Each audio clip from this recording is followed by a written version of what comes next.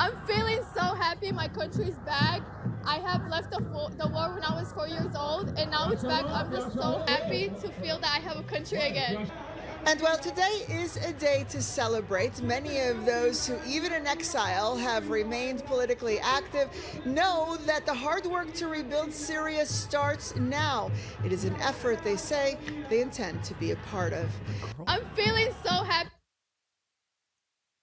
Good morning, Owasso. This is the Twins with Owasso Live, and this is the Morning Loop.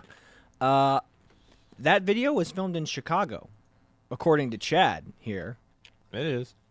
I'll pull up the stuff right here in just a second, but it says, Muslim living in Chicago since 4 years old. I am so happy to have a country again. What does that even mean? It means that she's a proud Syrian living in the United States and she has a country again. So, as this guy says, so when are you going back? When are you going back? Yeah, no kidding. Holy crap, man. Like, look, I'm nervous for what's happening right now. So, again, this doesn't mean anything. Like, I mean, she's probably not going back. They probably have no intention of going back to Syria, especially now that the country's in chaos. Just because Assad's gone doesn't mean that there's a stable. I mean, how many political fractions and Islamic extremist groups you think are vying for power right now? All of them. All of them. Exactly. So she's not going back. It's like you got your country back. What is your country? Is your country even going to be Syria tomorrow? Or is it going to be an Islamic state tomorrow? Is it going to be the Islamic Brotherhood? Is it going to be ISIS? Is it going to be, what is your country going to be? So this is, and again, that girl is too young to even understand what's going on over there, what the war is about, what Assad did, what the bad things Assad did or did not do. She is completely, probably doesn't even understand, other than what mom and dad have told her. So, again, I know Assad is a friendly asset to Russia, but I mean, what's even crazier is, so Assad left the country because it turned into chaos over there. And again, I'm sure CIA and American influences have been doing things to destabilize the region for a long time because the U.S. has wanted a pipeline through Syria for a long time. And they said no, the Assad dynasty, because they were like, no, that would come into political conflict with Russia. Russia has a pipeline going through. We don't want you having a pipeline because we want Russia to have the stranglehold on the pipeline through here that goes and feeds, energy to Europe. They want Russia to have that monopoly. They didn't want the U.S. to come in and be like, now we got a pipeline. Woo! And now America can profit off of cheap energy being sent through, again, via pipeline to Europe. That's more money for America, baby. I mean, again, this is why is it that we're totally fine with building pipelines in foreign countries, but we can't get pipelines built here in America? I mean, like that Exxon pipeline that they were going to build that everybody threw a fit at, and like all those left-wing protesters went there and then trashed the whole place. Yep. Like the place where they were like, this is sacred Indian ground, and then they left mountains of trash everywhere. It's like, sacred my ass, Yep. Because these people don't care. It's not about protecting the environment. They're just there to get their W and feel good about themselves. The problem and they'll destroy the environment in order to do it. Yeah. The problem is we have an activist class now. Yeah. And that activist class literally is their only job in life is to go protest. Doesn't matter what it is, as long as they're protesting something, they're winning. Soros-funded protest groups where they get paid to protest. I mean, they don't get paid a lot. They get free bus fare and stuff there, but I imagine they make a decent sum, enough to get food. I mean, they're going to get free food sent there, courtesy of Soros foundations and left-wing protest and advocacy groups. So it's just disgusting, this protester class that we have in this country. I mean, it's like, get a job. Do something actually useful. Like, protesting does not do anything useful. It's like, oh, we're bringing awareness, man. Bringing awareness, get in the industry and solve the problem. I mean, but I guess that's the other thing, too. Maybe we shouldn't tell these people to do that because what did they do to Facebook? What did they do to YouTube? What did they do to all the social media platforms? They infiltrated, took over, and shadow banned all the people they didn't like.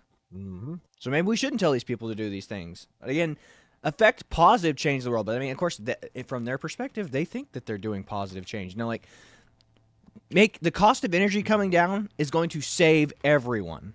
Sorry, we're getting way off subject now. So getting back to it serious. So the Assad dynasty was super friendly to Russia, right? So they let Russia has a monopoly with their pipeline over there in Syria that's going through the Middle East. Now, the U.S. has been wanting to have one for a long time, and now that the Assad dynasty has fallen, it looks like that's going to come to fruition now, depending on who the U.S. assists in installing whatever government. And again, the U.S. has a terrible track record of installing pro-U.S. governments wherever they go. We fund them, they decide they hate us, and then chaos ensues. So, I don't know. It's not looking good. But another scary and inconvenient thing that happened as well is that Assad, they fled the country, and their plane conveniently crashed. And the entire Assad family is now gone. Yep. I've got that video right here pulled up Yeah. if you'd like to see it. Yeah, go ahead.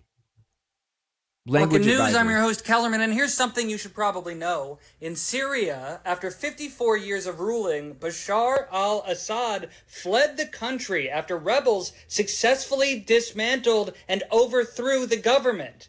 People in Syria are celebrating, but it's a bit of a messy situation. Among other things, the United States and Israel are trying to take this opportunity to rid the country of their chemical weapons, already launching limited military strikes on weapon sites across Syria.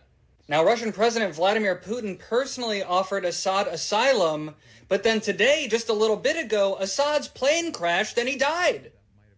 Follow me if you give a shit. Welcome. There you go.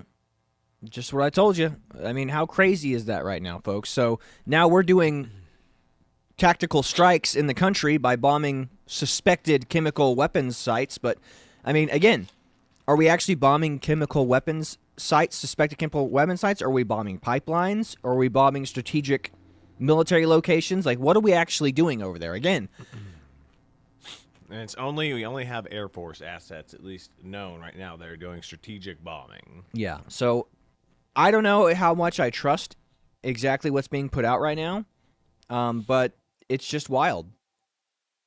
It's just wild right now, man. And again, how convenient that Assad's plane crashed, like seriously? Yeah. I mean, maybe they didn't do the proper checks because they were trying to get out the country quick. I mean, I get it. The country's in chaos, but I mean, how many years had that plane worked up until that point, Mm-hmm. Yep. So, I mean, I know a million things can go wrong with the flight. It could be a frayed wire, Operation Frayed Wire, But it's wild right now. The world is plunging into a state of chaos. And again, this is all happening before Trump can take office. It's scary. It's like the Democrats, again, taking a dump on the dinner table before Trump can come in and clean it up.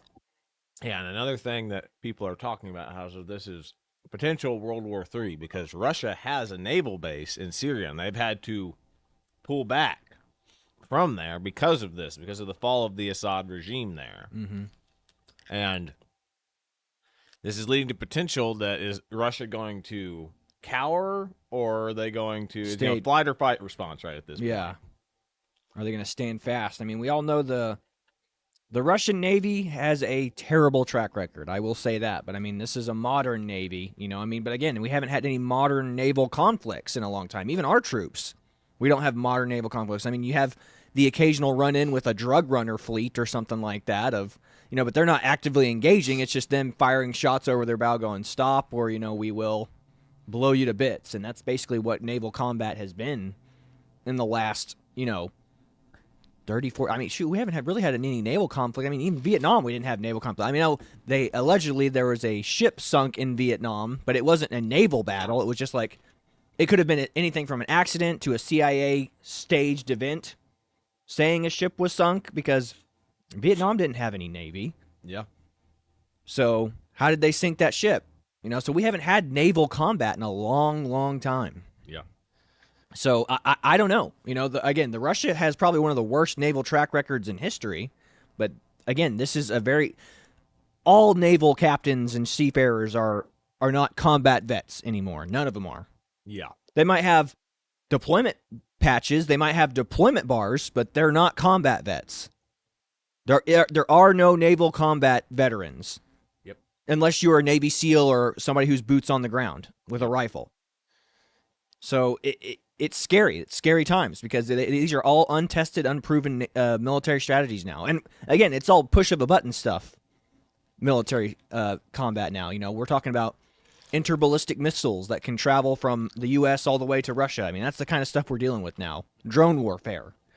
You know, it's like I don't like watching the stuff that I see in the Ukraine, where you see like, I mean, we'll be watching military videos, and they'll be like, does anybody want to watch a Russian get domed by a drone? And I'm like, not really. I don't want to see it because it's not combat. You know, it's just literally a drone flying over. It's a lone Russian soldier running in, allegedly. You know, it's like, to me, it could just be game footage from Call of Duty too. You know, but you see people running, and this guy's looking at this thing up above his head, firing a couple shots up at the drone, but the drone just dropping some type of chemical agent or a bomb on top of him, and then you don't see anything else except dust on the ground. It's not interesting to watch. It's really quite horrifying, you know. But you have a lot of soldiers who are like, yeah, it's cool, man. Just like, I don't know about that. We view war in a very different way, I guess. But it's scary stuff, and this is what the future is. And again, I don't know what the future holds. I am not a psychic or a crystal ball reader, but all I can tell you is, you know, do I want to go to war? No. Will I if I am called to do so? Yes. You know, here am I, send me. But yeah, I mean, definitely don't want to go. That's for darn sure. But we're not volunteering to go. We will go if there is a time and crisis that we are asked to go. Yes, yeah, we'll be voluntold. But no, yeah. So it's scary times we're living in right now, and it's a shame that this is the kind of stuff happening right before Trump takes office. Again, it's like what I've been telling you for a long time. It is the Democrats, I think, attempting to plunge the world into absolute abject chaos before Trump takes office. That way they can be like, see, Trump wasn't the solution to your problems. He just destroyed everything. It's like, no, you destroyed everything, flipped the table over, crapped on it, and smeared everything, and smeared the crap everywhere. And we're like, all right, here you go, enjoy. That's literally what you've been doing. Pretty much. So again, if we're at World War III, we're not going to be investigating Democrat crimes. We're not going to be investigating the Diddy's client list. We're not going to be investigating the Epstein client list. If we're focused on combat overseas, it'll be like World War III, everybody. This is what's important. It's like, no, you know what's important is cleaning up the mess we have over here. But that's what they don't want. They don't want the mess cleaned up over here. They want all of our attention focused on potential World War III overseas. It's like, nope, I say we shut down the borders, deal with all of our problems within, clean house, and then once the house is clean and we solved all the problems here, no more homeless veterans sleeping on the streets. We've solved the homelessness crisis, or we put all these people who are these nut jobs that are here in the country, put them in asylums and get them some form of treatment. Yeah, that's what we need to focus on. Mm-hmm. The problems at home, not the problems abroad. Yep. Well, which brings me to a couple of memes I have pulled up that are relevant for today. Yeah. First one is, a man fleeing war takes his wife and children. A man going to war leaves them behind. And as we can see, pretty much like, still like 90% of migrants or refugees, whatever you want to call them, from even if they're coming to the United States to Europe to wherever. Yeah, these are European European ones, yeah, this is a European one, but are all men.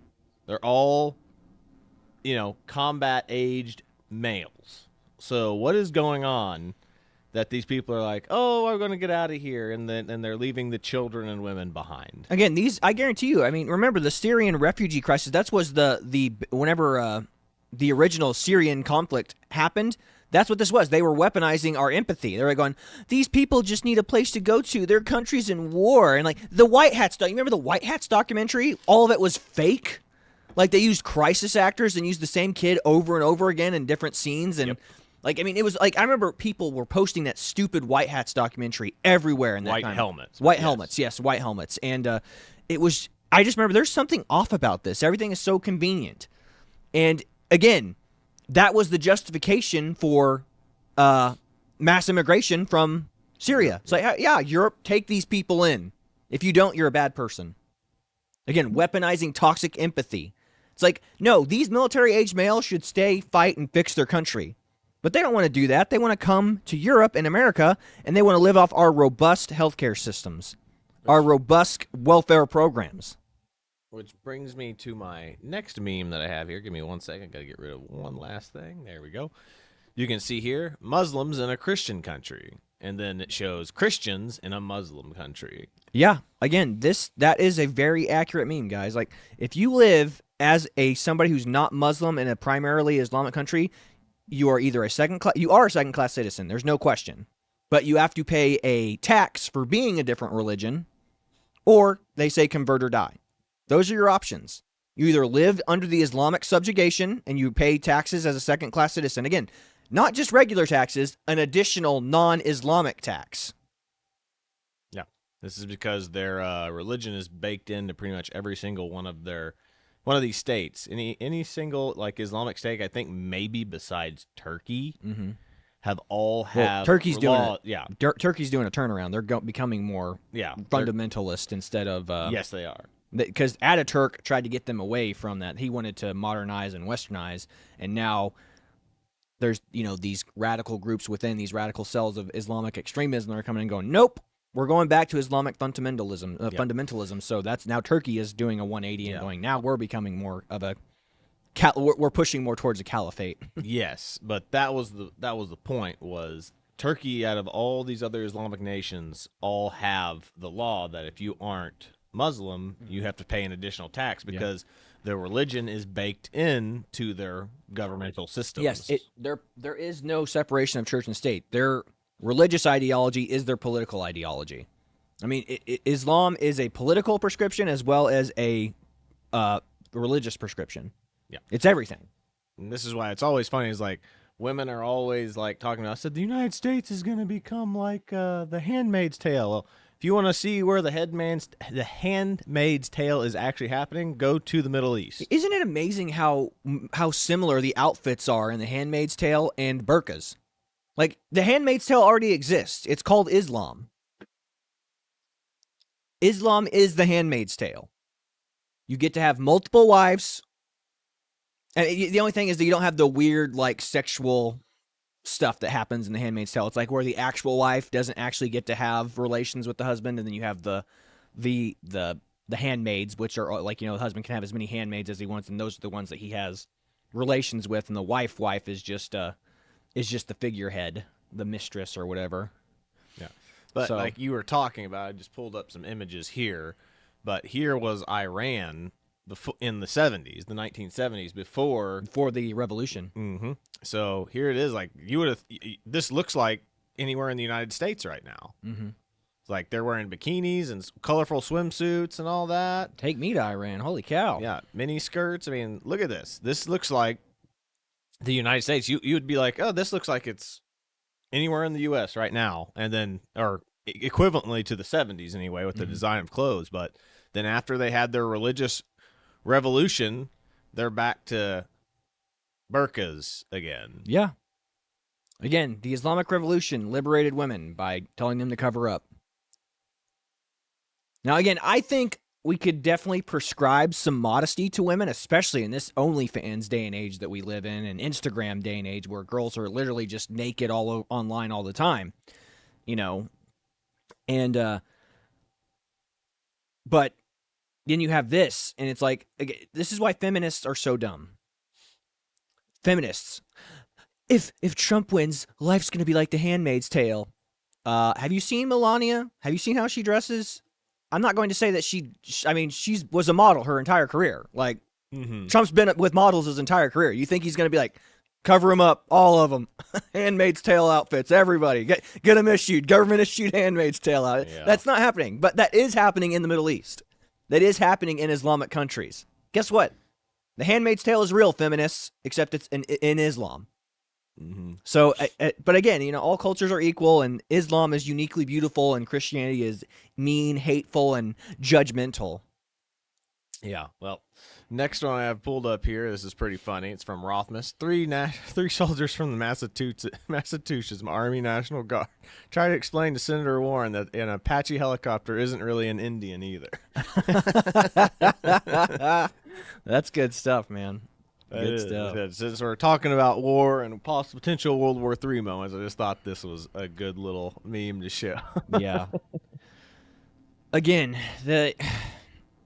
it's just absolute chaos right now, folks. I mean, the world is just a mess, and it always has been. The world's always been a mess. And, here we are throwing $8 billion to Ukraine, billions of dollars to Israel, and now how many billions of dollars in armaments are we dropping in Syria right now?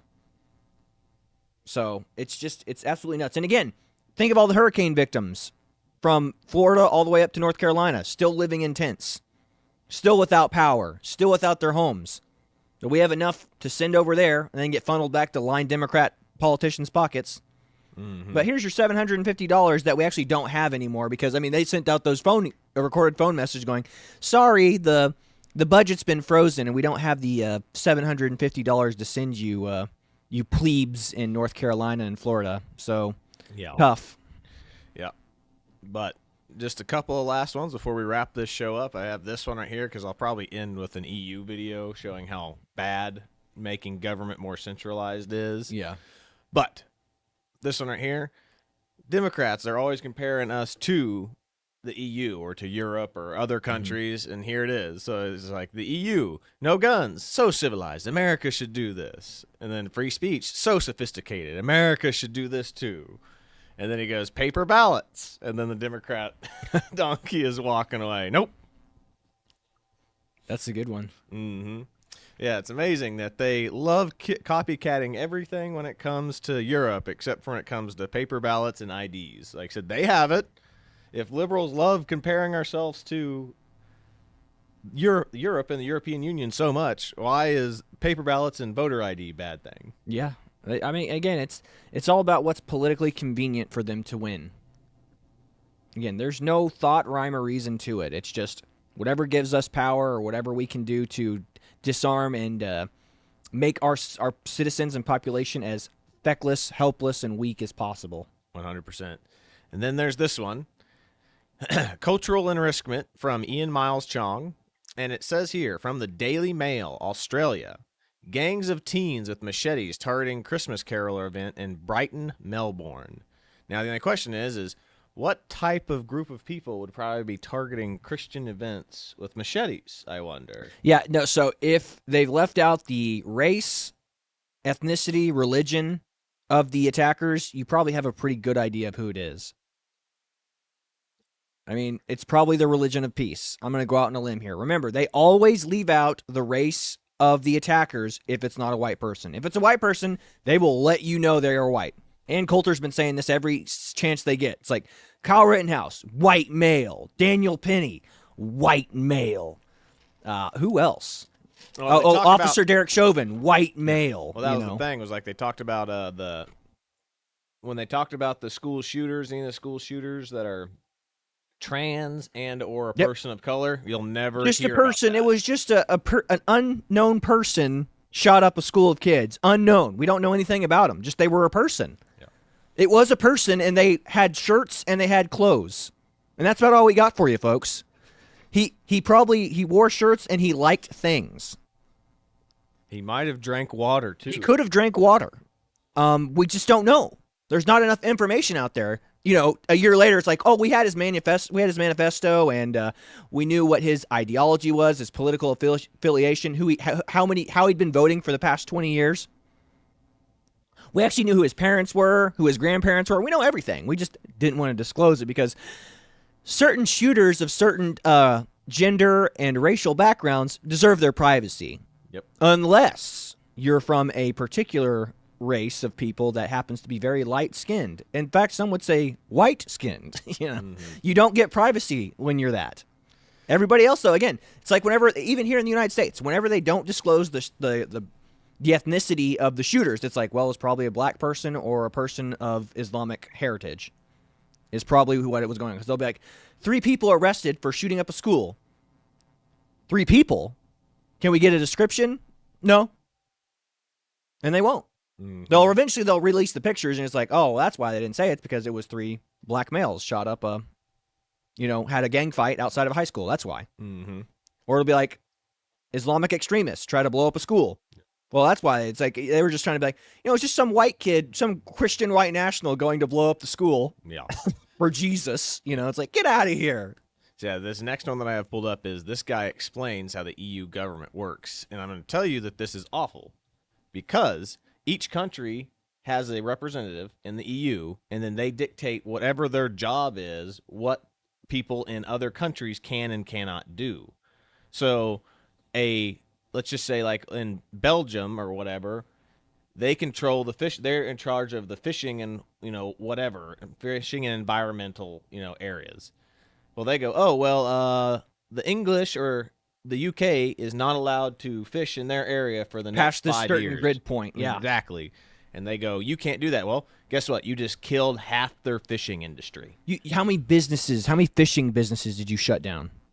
Because somebody in Belgium who's not from Europe, doesn't know anything about European coastal waters. I read a book about it. And it's like, tells Europe you can't do that. I mean, that's why a global government, it's horrible. That's why we have separation of federal government and state governments. Like, imagine if you were like, hey, we're going to make a rule where no one can drive a tractor past, 7 o'clock at night. It's like, what if that farmer's got crops he's got to yield? Well, you can't drive your tractor past 7. This is communist stuff. This is why the people in Soviet Russia died. Yeah.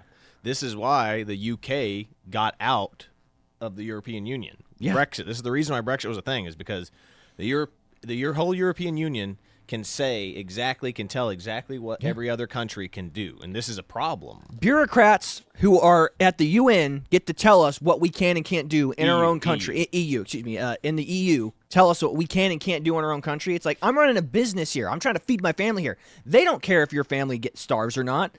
They're just trying to regulate green energy and, environmentalism to make themselves feel better. Again, toxic empathy. I'm passing this law for the good of the people and to make me feel better so I look like a better person to my constituency. Again, Germany, the UK, France, they're all very different countries with different cultures. Now, thank goodness those countries I just listed, have a similar cultural background. Like, it all falls into a Judeo-Christian ethic. Like, I want you to think about that. So I was thinking about this the other day. I don't know why. But I was thinking of how beautiful it was in World War I. That despite the fact that you had Germany, France, and all these countries, and the UK fighting each other, on Christmas, what happened? Oh, yeah. They all sang Silent Night together. Mm-hmm. In different languages, but they all know the tune. The tune's the same. And I was just like, oh my gosh. They're fighting this giant war, the war that will end all wars.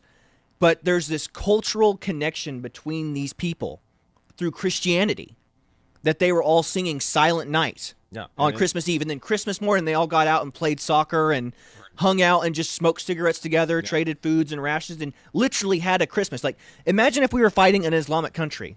That would not happen. It didn't happen in Vietnam because there was no cultural shared unity there. World War I, these people were literally fighting each other the day before. Christmas Eve, they sang Silent Night. Imagine the beauty listening to Silent Night, the tune of Silent Night being sung throughout in trenches in different languages, in French, in English, in German, singing Silent Night. And then the next morning they all get out and hang out. It's like, that's something that is one of the most beautiful moments in history that's overlooked. And the unifying thing that caused that was Christianity. That base foundational pillar. It didn't matter what the politics were that day. We are all Christian.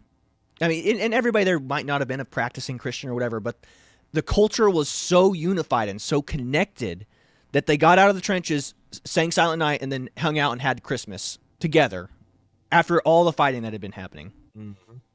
Yep. Crazy. 100% true. That's crazy. Yeah. That can only happen in Christian countries, too. Yes, it could only happen in a country where you feel like you are held to a higher authority. I guarantee you, whatever the Islamic groups celebrate, they would not, if you had the Shias and the Sunnis, they would not have come together and be singing whatever Muhammad night, holy bombs, that. That wouldn't happen because they would just view that as an opportunity. That'd be a sign of weakness, and that's an opportunity for us to kill. Well, that is basically what we talk about on the Tet offensive. Tet is like Vietnam. It's a sacred, it's a sacred holiday. Their sacred holiday like Christmas, and they attacked the United States on that day. Yeah, absolutely. We'll lull them into a false sense of security. Cultural unity, that foundational Christian thing. Think of how beautiful that was. I remember thinking about that all day yesterday. I was going, that's so beautiful. That single pillar, that foundational pillar that built the West, as we know it, Christianity, allowed hundreds of thousands of men to not kill each other, not attack each other, not fight that night, in that day. So what an interesting cultural tie. And again, that's why the world's in chaos right now. We need to return to Christianity. Is Christianity going to save and solve all the political problems going on? No. But that level of respect and cultural unity is something to behold and something to cherish. So again, I think a lot of the world's problems can be solved through the Word of God, through Jesus Christ. So am I skeptical about the future? Yes, but I'm also optimistic too, because I mean, there's a huge revival of Christianity going on right now. And I know there's a huge turn away of Islam. I know millions of Muslims in Iran are actually turning away. Like they're like millions. They've said millions are leaving Islam and coming to Christianity. There are practicing Christians hiding the faith in Iran. So hopefully we can fund those groups of people and fund those, what would you say, those missionaries out there doing the Lord's work. And maybe from within we can create something beautiful and, you know, connect everybody through the power of Christ is what my hope is. Yes. So I'm cautiously optimistic and not super concerned about what's to come, but, you know, either way, the world is kind of plunging into chaos at the moment, but there is light at the end of the tunnel. And so I'd say live for Christ, be a light in the world, and continue to do the right things. And God willing, we'll see this thing through, and it'll be a good time for all of us. So with that being said, this is the Twins with the Owasso Live. This was the Morning Loop. Be sure to like, share, and subscribe so you too can stay in the loop. But that's all we've got for you today. God bless you. See you later, everybody. Yes, guys, it's official, it's confirmed, the deal is sealed. The new European Commission has been approved by the European Parliament and just started working. If you don't know, the European Commission is basically the government of the EU, made up from 27 commissioners, each from one different country of the EU. Their job is to basically be something like ministers, as each one of them oversees different topics, like the environment, agriculture, economy, and education. In order to do their work, they have 32,000 workers at their disposal, who are policy officers, researchers, lawyers, and translators. And their work will directly affect your life the next 5 years of their mandate. For example, if you are a fisherman, you are going to be affected by the Commissioner of Fisheries and Oceans, Kostas Gadis. And if you are interested in astronauts and different planets, you should know the plans of the Commissioner of Defense and Space. But what do you think? Do you have any thoughts about the commissioner that your country proposed? Let me know in the comments below, please.